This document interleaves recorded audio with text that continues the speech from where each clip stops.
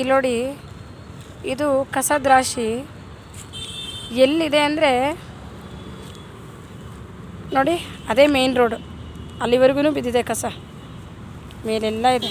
ಇದು ಕೊಮ್ಗಟ್ಟ ರೋಡು, ಕೆಂಗೇರಿಗೆ ಹೋಗಿ reach ಆಗೋಂಥ road. ಬಂಡೆಮಠ temple ಇದೆಯಲ್ಲ, ಬಂಡೆಮಠ ಲೇಔಟು, ಅಲ್ಲಿ ಇದು. ಈ ಥರ ಎಲ್ಲ ಕಡೆನೂ ಇದೆ, ನೋಡಿರ್ತೀರ. ಬಟ್ ಇದ್ರ ಎಫೆಕ್ಟ್ ಎಷ್ಟಾಗುತ್ತೆ ಅಂದರೆ, ತಂದು ಕಸ ಎಷ್ಟು ಬಿಡ್ತೀರಾ, ಎಷ್ಟು ಎಫೆಕ್ಟ್ ಆಗುತ್ತೆ ಅಂದರೆ ನೋಡಿ, ಇಲ್ಲಿ ಹಸು ಅದನ್ನು ತಿಂತಾ ಇದೆ.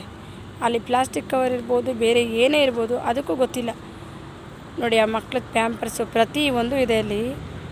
ಪಾಪ ಅವಕ್ಕೆ ಹಸು ನಿಗಿಸ್ಕೊಳ್ಳೋಕ್ಕೆ ಒಟ್ಟಾರೆ ತಿಂತಾಯಿದೆ. ಅದರದ್ದೇ ಹಾಲನ್ನು ನಾವು ಕುಡಿತೀವಿ. ನಿಮಗೆ ಗೊತ್ತಿದೆ, ನಿಮ್ಮ ಮಕ್ಕಳಿಗೆ ಕುಡಿಸ್ತೀರಾ, ಕಾಫಿ ಟೀ ಕುಡಿತೀರಾ, ಹಾರ್ಲಿಕ್ಸು ಬೋರ್ನ್ವಿಟಾ ಅಂತ ಹಾಕ್ಕೊಂಡು ಅದೇ ಹಾಲನ್ನ ಕುಡಿತೀರಾ. ಸ್ವಲ್ಪ ಯೋಚನೆ ಮಾಡಬೇಕು. ಕಸಗಳನ್ನ, ಪ್ಲಾಸ್ಟಿಕ್ನ ಎಲ್ಲಿ ಬೇಕಲ್ಲಿ ಹಾಕಬಾರ್ದು ಅನ್ನೋದನ್ನು ದಯವಿಟ್ಟು ಸ್ವಲ್ಪ ಯೋಚನೆ ಮಾಡಿ. ಕಸದ ಗಾಡಿ ಪ್ರತಿದಿನ ಬರ್ತಾರೆ, 2 ದಿನಕ್ಕೊಂದ್ಸಲನಾದರೂ ಬರ್ತಾರೆ. ದಯವಿಟ್ಟು ಕಾದ್ಬಿಟ್ಟು ಅವರಿದ್ದಾಗ ಹಾಕಿ. ಈ ರೀತಿ ಹಾಕೋದ್ರಿಂದ ನೋಡಿ, ಹಸು ತಿಂದ್ಬಿಟ್ಟು ಅದು ಕೂಡ ಹಾಲೇನಾಗುತ್ತೆ, ಕೆಮಿಕಲ್ ಆಗುತ್ತೆ. ಅದಕ್ಕೂ ಕೂಡ ಆರೋಗ್ಯ ಹಾಳು, ಅದರ ಹಾಲು ಕುಡಿದಿರೋ ನಿಮ್ಮ ಆರೋಗ್ಯನೂ ಹಾಳು. ನೋಡಿ, ಪ್ಲಾಸ್ಟಿಕ್ ಕವರ್ನ ಎಷ್ಟು ಚೆನ್ನಾಗದು, ಪಾಪ ಬಾಯಲ್ಲಿ ಇಟ್ಕೊಂಡು. ಅದಕ್ಕೆ ಏನು ಗೊತ್ತು ಒಳಗಡೆ ಏನೋ ಆಹಾರ ಇದೆ ಅಂಥೇಳಿ ಪ್ಲಾಸ್ಟಿಕ್ ಕವರಿಗೆ ಬಾಯಿ ಹಾಕ್ಕೊಂಡು ತಿಂತಾಯಿದೆ. ನೋಡಿ, ಇದು ಪ್ರಾಬ್ಲಮ್ಮು. ನಾನೀಗ ಅದನ್ನು ಬಿಡಿಸ್ಬೋದು, ಬಟ್ ಒಂದಿನ ಇಲ್ಲಿ ಬಿಡಿಸ್ಬೋದು ನಾವು. ಎಲ್ಲ ಕಡೆನೂ ಈ ರೀತಿ ಕಸ ಹಾಕಿದ್ರಲ್ಲ, ಅದನ್ನ ಹೇಗೆ ಬಿಡ್ಸೋಕ್ಕೆ ಸಾಧ್ಯ?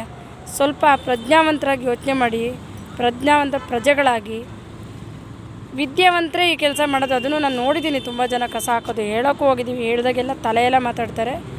ಈ ತಲೆಹರಟೆ ಮಾತುಗಳನ್ನ ಬಿಟ್ಟು ಸ್ವಲ್ಪ ಈ ಥರ ಪ್ರಾಣಿಗಳ ಬಗ್ಗೆ ಸ್ವಲ್ಪ ಯೋಚನೆ ಮಾಡಿ ನಡ್ಕೊಳ್ಳಿ. ಕಸದ ಗಾಡಿ ಬಂದೇ ಬರುತ್ತೆ, ದಯವಿಟ್ಟು ಅವ್ರಿಗೆ ಕೊಡಿ ಕಸನ. ಇನ್ನು ನಾನೊಂದು ಕಾಂಟ್ಯಾಕ್ಟ್ ನಂಬರು ಸೆಂಡ್ ಮಾಡ್ತೀನಿ, ಇದ್ರ ಜೊತೆಗೆ ಡಿಸ್ಕ್ರಿಪ್ಷನಲ್ಲಿ ಹಾಕಿರ್ತೀನಿ, ಒಂದು ಫೋಟೋ ಹಾಕ್ತೀನಿ.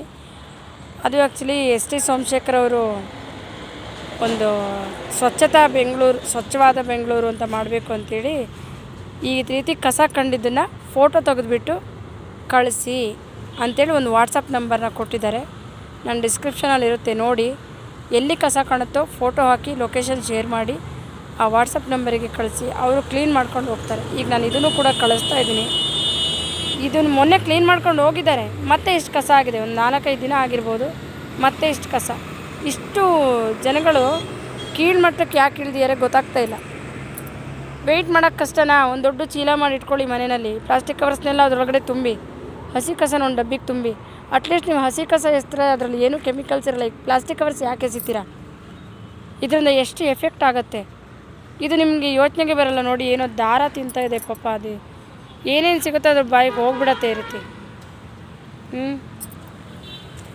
ನಾನು ಬಿಡ್ಸೋಕೆ ಹೋದ್ರೆ ಬಾಯ್ಲಿ ಅದು ತಿನ್ಬೇಡ, ದಾರ ತಿನ್ಬೇಡ.